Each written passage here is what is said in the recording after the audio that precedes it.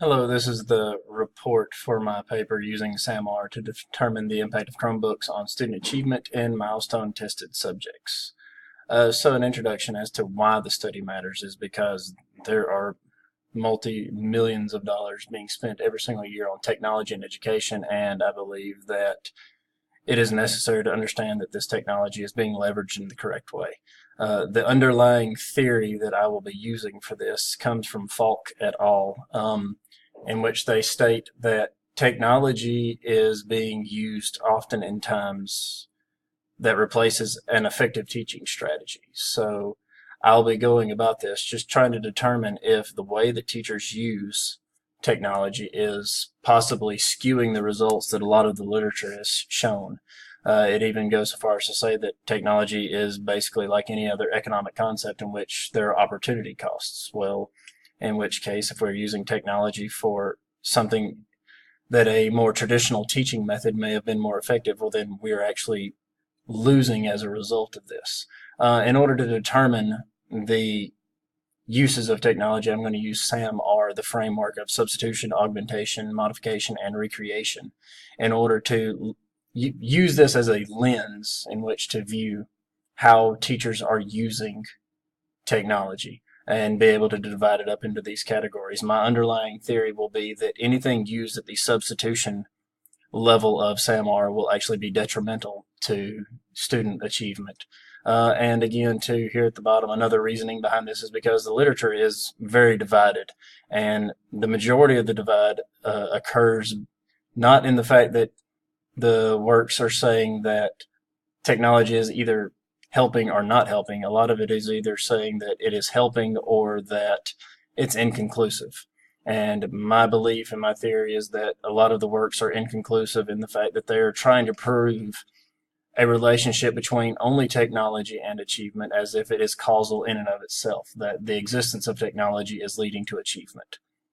Okay, so my overarching question for this will be, under what conditions do one-to-one devices result in greater student achievement? Under what teaching conditions are they most likely to help improve student achievement? The alternate hypothesis will be here that the existence of augmentation, modification, or recreation within a classroom will result in higher student achievement. And the null hypothesis would be that obviously these three levels of teaching will not lead to student achievement. The framework is largely based on connectivism by George Siemens, and the fact that having access to technology leads to an accumulation of knowledge. And as such, if we can state that having access to appropriate levels of technology will lead to knowledge accumulation, then it can be therefore drawn out that this additional knowledge accumulation should lead to student achievement or growth in student achievement. The literature review, again, a lot of the works were divided in the fact that many of them confirmed that the existence of technology led to student achievement, and some of them said that there was inconclusive results.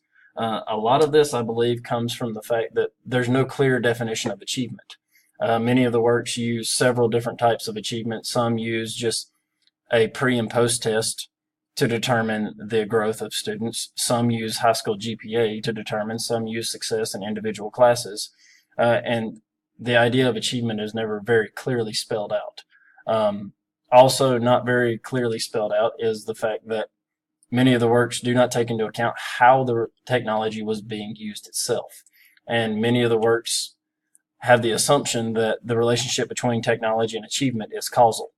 That simply by a Chromebook or an iPad or any kind of laptop device, simply because of its existence, student achievement is going to increase. This leaves way too many gaps in terms of, well, how may have the Chromebook have been used? How might have the device itself have been used? In what ways were the teachers using it? In which ways were the students using it? A lot of these relationships are not exactly explained in the literature, which is why I believe this study is necessary to determine how using technology has an effect on student achievement. So the methodology for this will be largely mixed methods.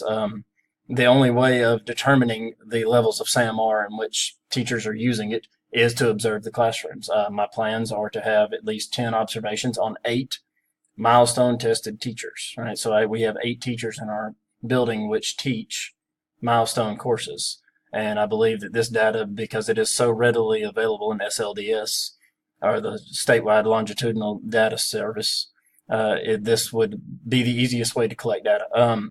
Once the data is collected, it will be analyzed using a regression analysis, in which the formula is within the paper itself.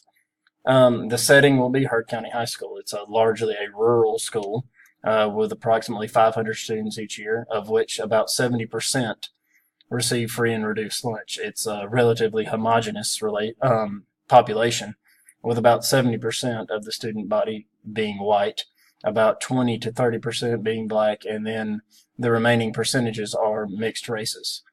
Very, very homogeneous in nature. Again, not very much demographic information here. Data collection, again, 10 observations for each of the 8 teachers. I will be analyzing the test scores prior to Chromebooks, as the Chromebooks only came out in 2017. As a result, the milestone data for prior to Chromebooks and after Chromebooks should be relatively similar, should be relatively equal, to have right at around 300 to 400 observations for each category. Again, the analysis of the teaching methods with the Chromebooks will be based upon SAMR and seeing what percentage of each class is spent augmenting with technology, what percentage of each class is spent modifying, which percentage of each class is spent recreating. And once I have a percentage for each one, then I will be able to plug this into a regression equation to determine if there is actually an effect from each of these levels on student achievement. I expect, obviously, augmentation, modification, and recreation to have a positive effect on achievement, and I expect time spent substituting to have a negative effect on student achievement. And this is basically the summary of my paper, but thank you very much.